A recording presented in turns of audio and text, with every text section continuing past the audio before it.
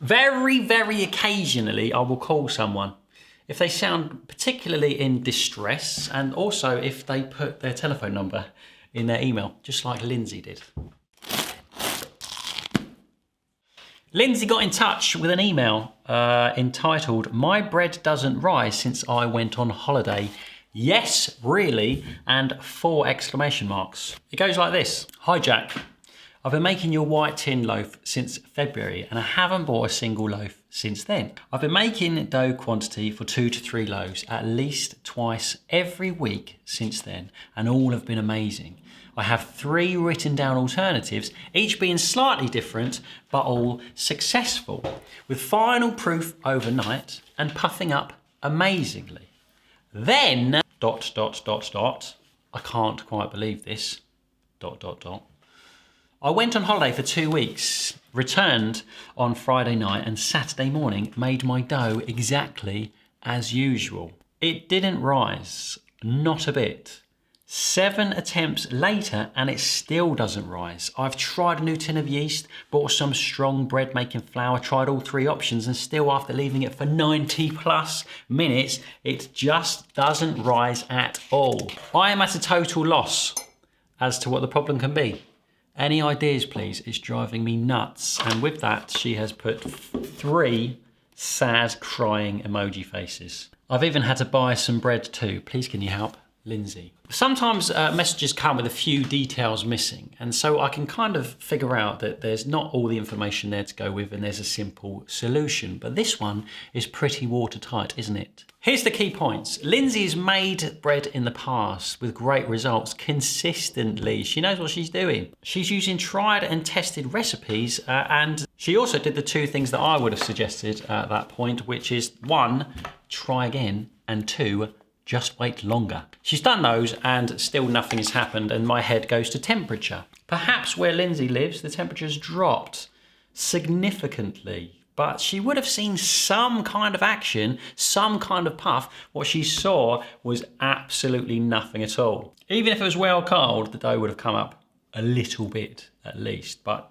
she had none whatsoever, even though after leaving it for ages. So I called Lindsay and we had a lovely chat exploring the possibilities, exploring what could have gone wrong, if there's any pieces of information missing that I could have made something out of. But after our conversation, I was pretty well absolutely stumped, to be quite honest with you.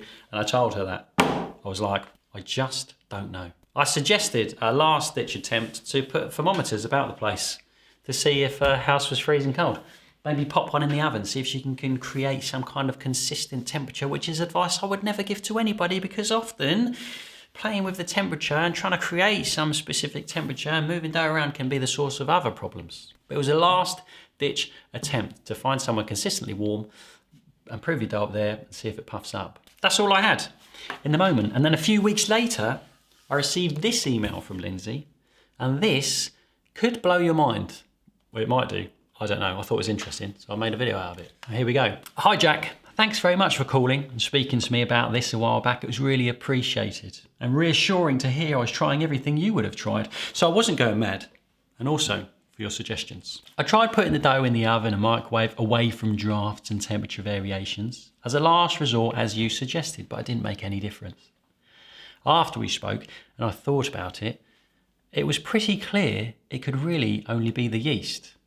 All other options having been completely exhausted so many times. Lol, that's laugh out loud, not loss of love, by the way. So, get this, I wrote to Dry Yeast Company saying I had 2 tins from the same batch that was not making my bread rise despite over 10 attempts, and could they offer any advice, or had they had any problems with this batch? They asked me to return the yeast to them for inspection, which I did, and after a week or so, they replied. The yeast was not up to their expected standard, in quote marks, and they would be letting their supplier know, which I sort of knew, as it didn't work. Can you believe this?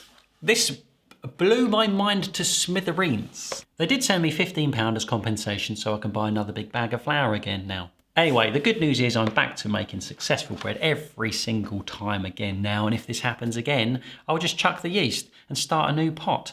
Thanks again for speaking to me and enabling me to make such lovely bread for the first time and for many years to come now. You're welcome. I tried before and failed miserably, but following your video has made this possible, and so I will never buy shop bread again. This is important. And I asked Lindsay if she would be kind enough to allow me to share this story with all of you. Because she could have so easily have given up, couldn't she? She could have decided, oh, I just can't make bread. I just can't do it. I'm not gifted. It's not within my fingers. It always goes wrong and I'm terrible, and just given up forever. But she didn't. Instead, she was confident with the knowledge that she had and with her skills as a home baker based on past experience. She persisted with good understanding of the principles of bread, tweaking the various factors involved and exploring every avenue in a controlled manner. Still with no luck, she went further than 99% of the rest of us would potentially have gone. And she thought to herself, hey, maybe the yeast manufacturers got it wrong. I've got the letter right here, she sent it to me. We have received the yeast tins that you were kind enough to return to us, and we can confirm that the functionality of the product is below our specifications. I joke in class and on here, actually I don't joke about it, I'm pretty serious about it, that if your dough doesn't rise at all, there's something wrong with your yeast. Either it doesn't work, you've had it open for too long, you accidentally killed it, which is really hard to do, but there's probably something wrong with the yeast, because regardless, even if it was cold in your house, unless it was like 2 degrees, something would have happened. Something. There is always an answer somewhere. Always, always. Persistence pays off, and that's what Lindsay has taught us through this journey she's been on. Through the frustration, through the thought of what's going on, through failure after failure after failure, and then thinking to herself, hold on a minute, maybe the big boys got it wrong. Let's have a look. Persistence pays off. Effort is always rewarded. And thank you so much, Lindsay, for your story. Thank you for this. Thank you for allowing me to share it. I hope it helps other people in the world. I wish you all the best for your future of amazing bread and everybody else's future of amazing bread that is helped by this one message. And if you get in touch with me in the future, everybody, I don't expect a phone call, because I rarely do it. Only if someone's having a really terrible time do I do it. I might do it. But thank you all so much for being here.